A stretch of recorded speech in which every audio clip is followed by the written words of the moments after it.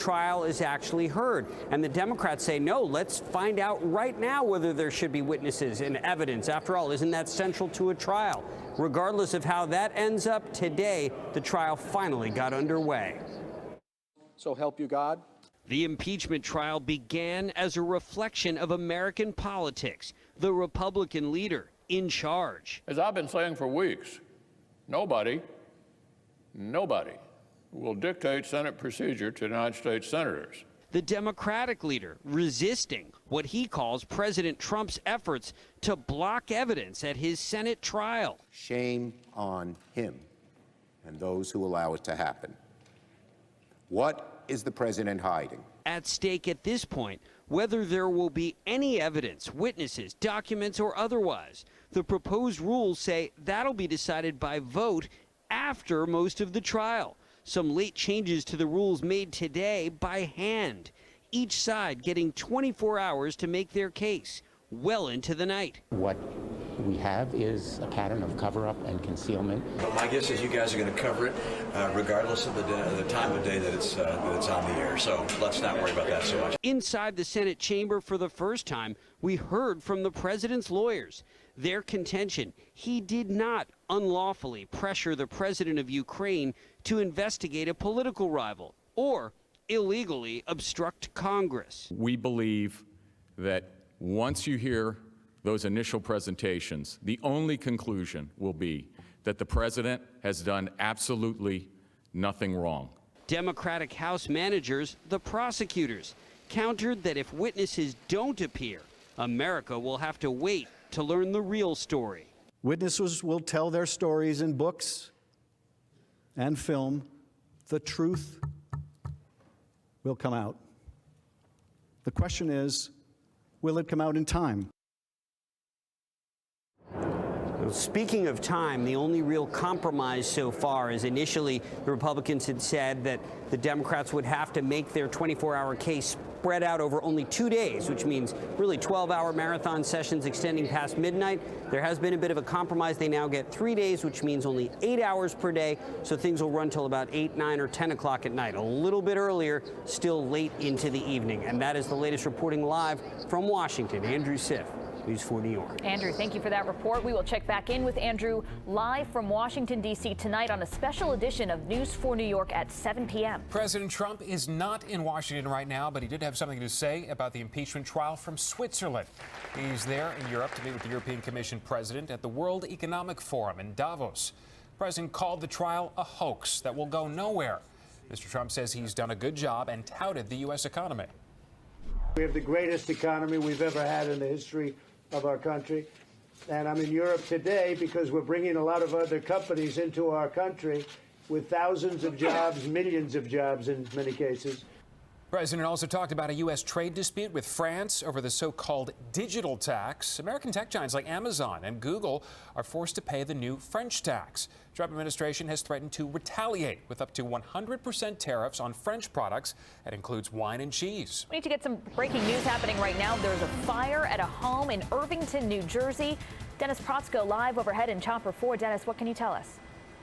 And Rana, once again, Chopper 4 first on scene with this big fire here in Irvington. As you mentioned, this is the 200 block of 22nd Street. Fire breaking out here in this 3-story home on the 2nd floor, creating a huge gash in the side of this house, bringing it up all the way through the roof. We had flames coming up just within the last 5 minutes, right up through that roof. Now the firefighters getting the upper hand. 3 tower ladders up, putting a lot of water down on this fire, bring it back down towards ground level. Number of hand lines in operation as well. As it stands right now, mutual aid being called in from Newark. This is one of their tower ladders here set up on the side. And as we bring you back out, we can tell you that no reported injuries so far. Firefighters doing a good job keeping this fire from spreading to a nearby house. That's the blue one right there on the left.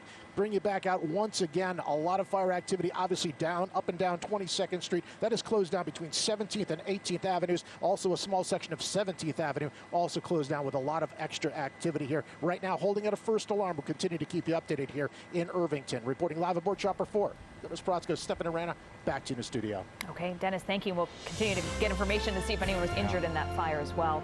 Turning now to the weather, though. Another cold day today with temperatures barely making it above freezing. Still cold out there, but a double-digit warm-up is on the way by the end of the week. Is that right, Dave Price? Yep, we're going to make some progress, but it is slow to happen. Right now, particularly, we're at 32 degrees. You mentioned that's our day's high, and that's where we're sitting. We have 28 in Newburgh, 29 in Hartford. Out on the east end of Long Island, 28 degrees. You see all the numbers within 5-6 degrees of one another. Live look outside. It's glorious. Just some high clouds as we take a look at southern Manhattan and the skyline. Winds out of the north-northwest at about 9 miles per hour, but that wind chill makes that 32 feel like 24 degrees. But there is a warm-up in store for us. We just got to wait a little while because we still have that combination of cold temperatures and windy conditions. Wind chill making it feel like it's 24 in the city, 15 in Monticello, 21 in East Hampton. You get the idea. It doesn't take a lot of wind with temperatures this cold to make it very uncomfortable. But look at that climb up into the upper 40s before the end of the work week, and then we'll settle into really slightly above average conditions into next week.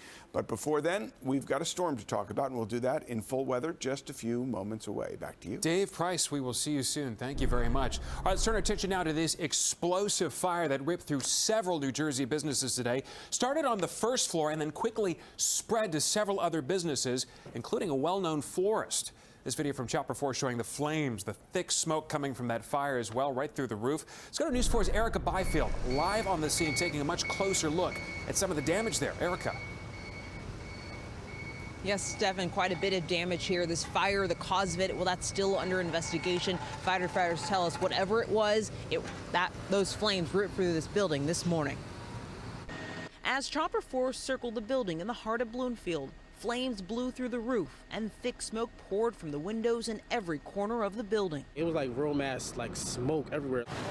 But the fire didn't chew away from this two-story building. Water destroyed. The office space on the second floor is unrecognizable. Angel Sharon lost his ice cream shop and his hot dog stand. It was a family business, family owned.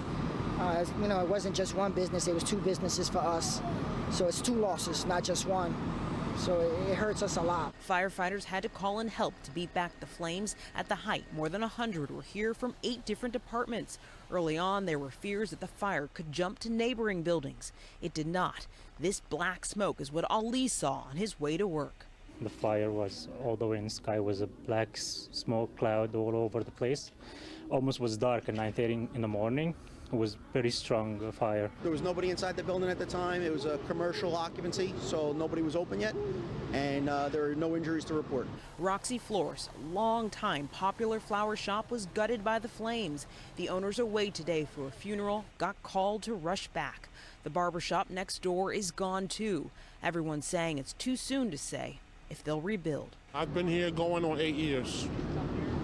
It was a beautiful 8 years. It was a beautiful 8 years. You get to know the people in the town, become friends with so many people. We're back out here live. You can see some of the activity going on at the scene at this hour. People are here cleaning up. The firefighters have pulled out. Firefighters again are telling us that this fire began somewhere here on the first floor. They have yet to identify the exact location. Reporting live from Bloomfield, Erica Byfield, News 4, New York. Erica, thank you. Well, the stage is set for the Harvey Weinstein rape trial. Opening statements are expected to get underway tomorrow. The disgraced movie mogul was back in a lower Manhattan courtroom today. You'll see him here. He's making his way into the criminal court today. He was using a walker after undergoing back surgery. News 4's Chris Glorioso is in our newsroom to break down what happens next in his trial. Chris. Rana, part of today's hearing was held up at the judge's bench out of earshot. And in that session, the judge took up the question of how some embarrassing, possibly nude photos of Harvey Weinstein will be handled in the trial. The judge signaled he would allow prosecutors to present some of those photos in a discreet way to the jurors. The other big issue, whether the defense team can use emails from the accusers to start chipping away at their credibility right from the start. With opening statements scheduled for tomorrow, much of today's courtroom debate was over emails authored by Harvey Weinstein's alleged victims. Defense attorneys say those emails show accusers being affectionate with Weinstein even after he allegedly assaulted them. Last year, Weinstein's former lawyer released this message reading, I love you, Harvey, I always do, but hate feeling like a booty call. Even the prosecution, I'm sure, would admit, maybe not on camera, that they wish those communications didn't exist. It would make for a much easier case. Douglas Wigdor does not represent either of the two alleged victims in the criminal case, but he represents one of several so-called Molyneux witnesses, women who will testify to establish Weinstein's pattern of behavior. Wigdor says he believes with the help of his client, the DA will be able to show those emails were not genuine affection, but instead a product of Weinstein's power over his victims. I think ultimately a jury will convict Harvey Weinstein, especially where there are going to be 6 women who are going to testify that they were sexually assaulted or raped by Harvey Weinstein. The Weinstein legal team declined comment after today's hearing, but they did win a key fight over those emails. Lead prosecutor Joan Aluzzi asked the judge to block the Weinstein team from showing the emails in their opening PowerPoint presentation to jurors. It's the people's firm position that many of these statements you will not be admitting into evidence, she said, but defense attorney Damon Sharonis shot back. The state cannot weave a story of power and anger and sexual assault and think that we cannot counter by showing every single statement. The evidence will show the complaining witnesses sent dozens and dozens and dozens of loving messages. In one of those emails, Weinstein's defense team says an accuser actually bragged about her sexual relationship with the now disgraced film producer. Ultimately, the judge said he would allow the defense to make reference to those emails in the opening PowerPoint presentation. By the way, though, before opening statements get going tomorrow, expect the judge to take up the question of one of the 12 jurors who was accused by the defense of lying about a novel she penned. Weinstein's defense has already asked for a mistrial, saying the book explores themes of younger women and predatory older men. Back to you. Okay, we'll look forward to that in court. Thank you very much, Chris. Getting our first look at a young girl who was killed when her family's home caught fire in Brooklyn. This is a picture of 11-year-old Shir Teved. Some new video to our newsroom showing those fierce flames shooting through the windows of this house. Investigators still trying to figure out exactly what sparked the fire. News 4's John Chandler joining us live in the Midwood section of Brooklyn with the very latest on this. John.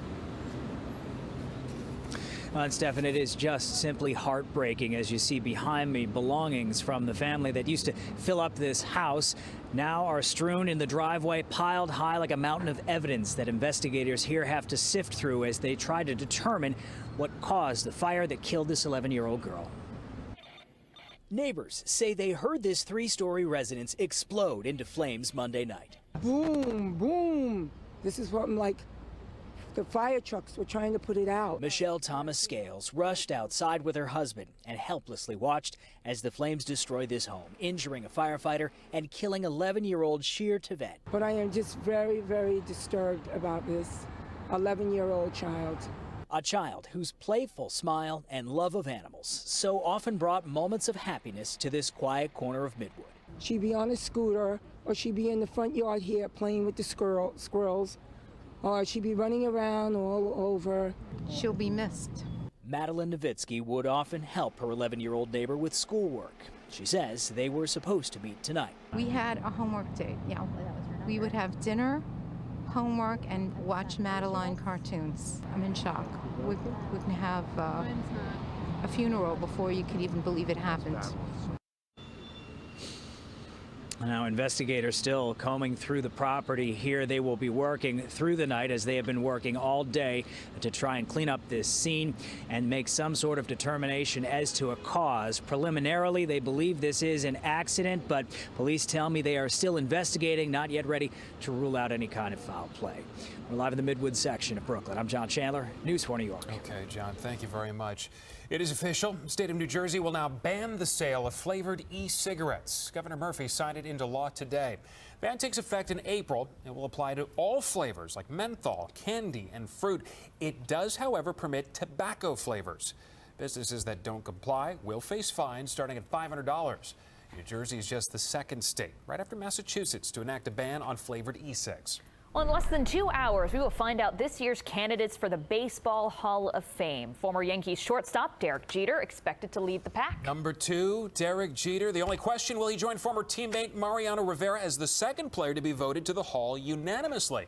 Let's check in with News 4's Bruce Beck here. A lot of fans anticipating this. Stefan, it's not a question of if, but actually it is.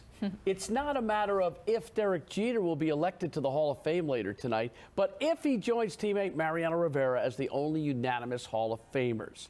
Last year, Mo became the first and only player to appear on 100% of the ballots, and now the captain looks poised to join him. And he has an ironclad case, 5 World Series titles, 3,465 hits. That's 6th on the all-time list. 14 All-Star games, and a postseason resume second to none.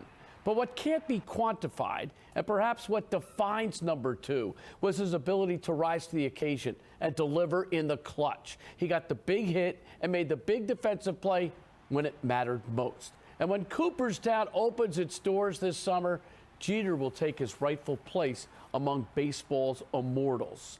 Last summer, Rivera was inducted alongside 5 other players. This July, Jeter may have the day all to himself.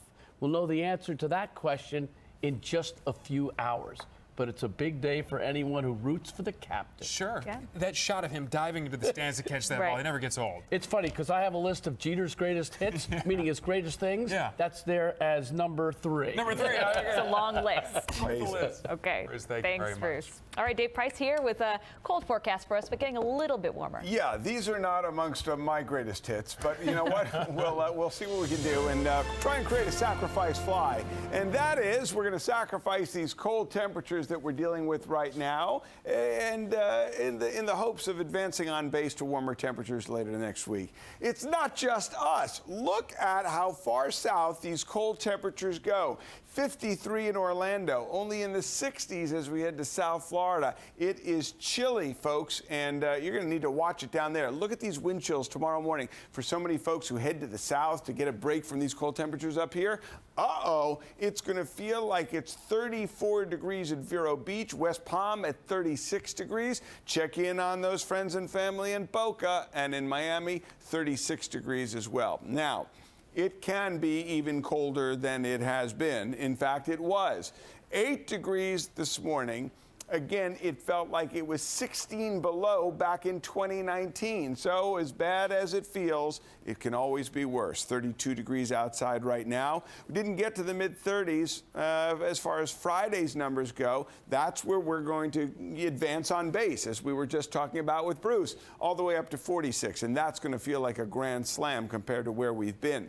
As we look into the weekend, here's what happens. As we head to Thursday and round the bases, high pressure heads out into the Atlantic. Temperatures begin to moderate once again. Winds have calmed down, and we're in much better shape. We are going to cloud up as we head into Friday. That next storm approaches from the west. It's going to come in our direction, and it's most likely going to just leave us in the city with another Saturday into Sunday of just rain. The question is how far outside the city you're going to need to go to find snow, and just how much snow we're going to wind up with. But it is going to be a sloppy weekend. Here is the potential snow into the weekend. Moderate levels as you head into maybe Putnam County, Dutchess County, Ulster, Sullivan. We're going to watch this real carefully because some models are suggesting that we could see some heavier accumulations up in that direction. So we'll keep our eyes on it. In the meantime, wind chill forecast taking us into Wednesday morning. Still a tough go. 17 degrees in the city, 14 in Kingston. You get the idea.